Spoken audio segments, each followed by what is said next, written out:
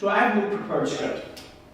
Genuinely not, because I didn't know the open and I thought I was going to speak about 11 o'clock. But I'll give you a little bit of background to me and probably as to why this is important to me, and then I'll give you just maybe one or two anecdotal pieces that have come to my attention as recently as this week.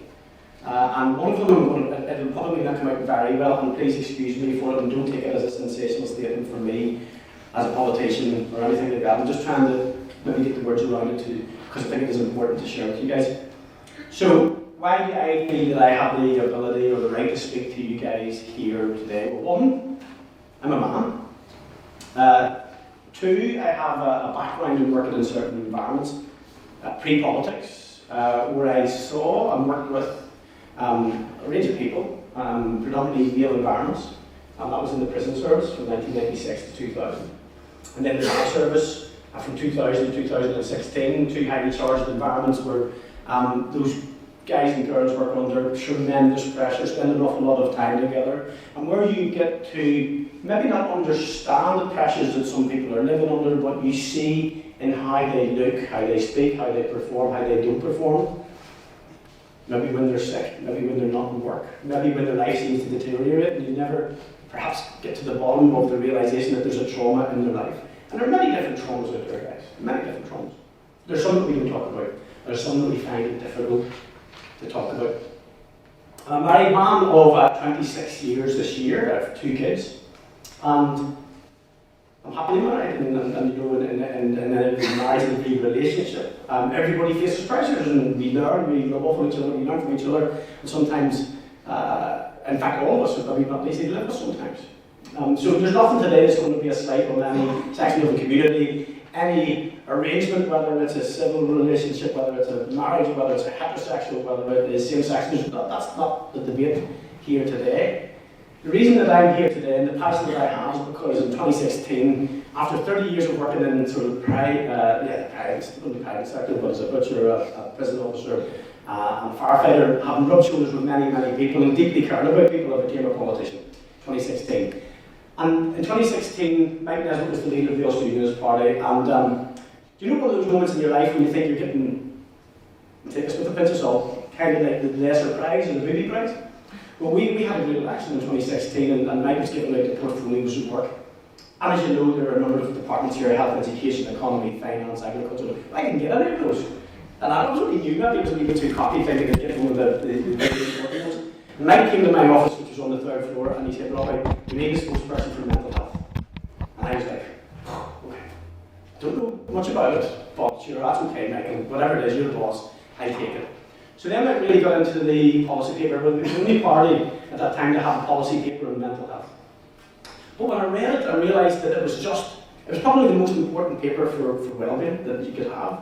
I know well-being is underpinned by tackling poverty, educational achievement, and all of those things in relationships. But actually, if you don't have the mental health piece right, I don't think you're going to get any of it right. So, over this past 6 years, I think you'll agree that mental health now has this platform that it deserves, and we're making progress. And no matter what anybody says out there about things getting worse, it's not.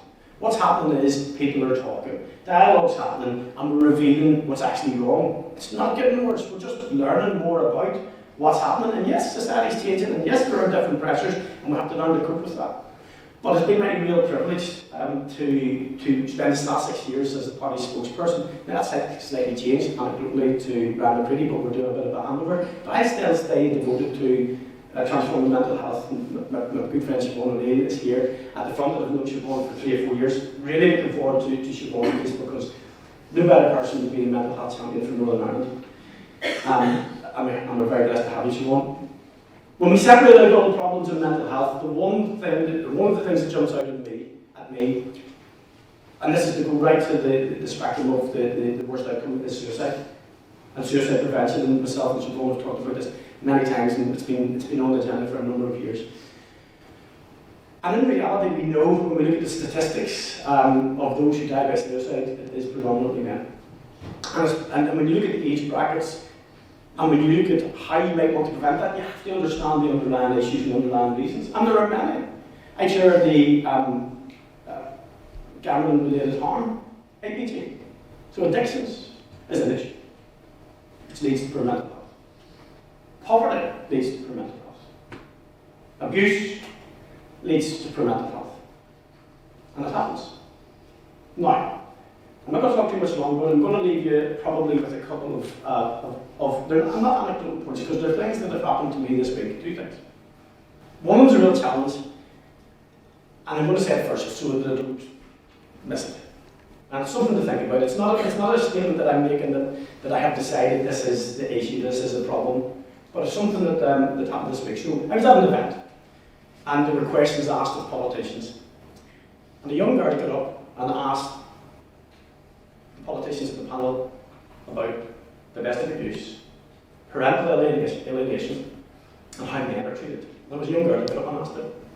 And the politician who got up is a very good politician, so I'm in no way diminishing that politician or their ability to respond to questions like that. What I heard in the answer was, the question was about men, domestic abuse, coercive control, and this abuse in the state.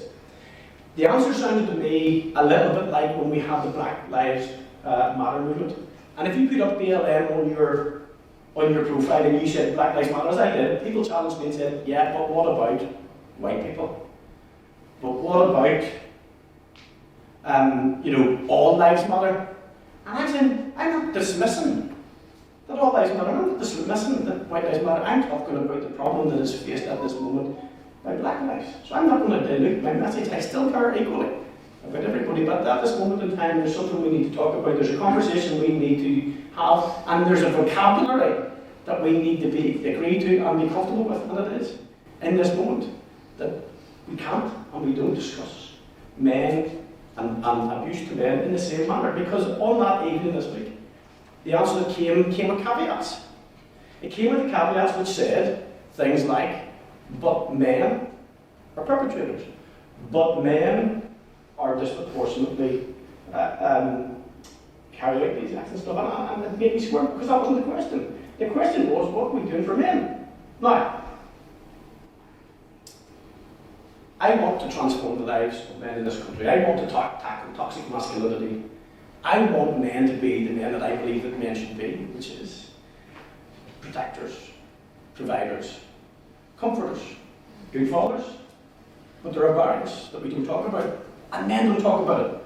I worked in an environment for 20 years between the prison service and the fire service where men, through toxic masculinity, cannot talk to each other. They feel that they're lesser men because they don't share what's going on in their lives. And it's not right. And they're hard things. I'm not saying they're easy. I'm really not saying they're easy. But as leaders, and wherever you're from, whatever organisation you lead in, or whatever organisation you're part of, it's up to us to challenge the status quo, to challenge the stigmas that actually exist, to develop a vocabulary which will give voice to men, but not diminish anybody else, but also give those people like myself or the other politician in their line to be able to talk about the problems faced by men. So if we really want to prevent suicides, if we really want to prevent family breakdown, if we want to prevent family alienation, well, we need to provide the words and the mechanisms and the routes for people to confidently seek the help and get the help that they deserve. So all I want to do at this point is just give you a little bit of hope that people are facing in the right way. There will be a conversation that will develop, and it'll mean that these things need to happen, need to continue, and those people who are pushing need to push just a little bit harder, but a little bit of help from all of us. A little bit of intent. Not diminishing anybody, but giving that vocabulary, giving that hope out there to those people who need it at the moment may just be enough to see them through to the next stage, and we will get there, guys. So thank you, Sally. Have a good day.